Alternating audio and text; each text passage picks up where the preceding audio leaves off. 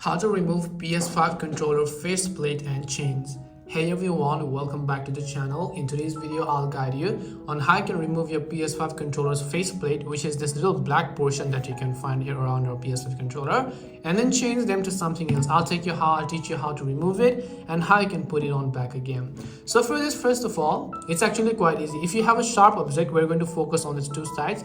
You can use that, but I'm actually just going to use my nails over here. I'm just going to snap it in like this. Just take out this part, leave it at that. Do not try to take out the other part first, and then just focus on the other side as well. Just put it in like this and take it out. After we've done that, second step we focus on is this little back part of the controller. So we put it in like this over here, and then we remove this part, and then we remove the other part as well over here. So let me just show you.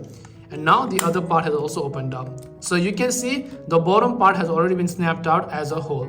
Now we want to focus on the top part of our controller. And in order to do this, do not take it out just like that, because we have two little points over here. So instead what we want to do is we want to gently do like this, and you just scrape it off. And now you can see our controller shell or our faceplate has been removed. Now let's just say that you have another color faceplate again. You want to learn how to put it back on. It's actually quite simple. Now you might get scared on the first time doing this, but do not worry. It's just a really simple piece of shell, nothing else. It's not really going to damage the internals as well. Now when we took it off from the back side, right? But now when we put it in, we have to focus on these 2 points, because these are the most crucial points when you're putting it in.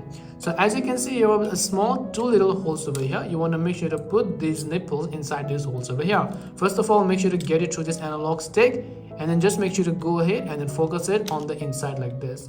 Once it goes inside, you can just push it a little bit there, and now you have to focus on the back side, which is this side over here, and then the other side as well, just like this. Just snap it in.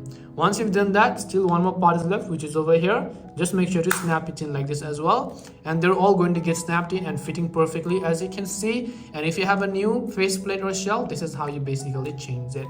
And this way you can go ahead and remove PS5 controller faceplate and chains. Hope this video was helpful. If you have any questions, then feel free to leave them down. Thank you for watching, and see you in the next video.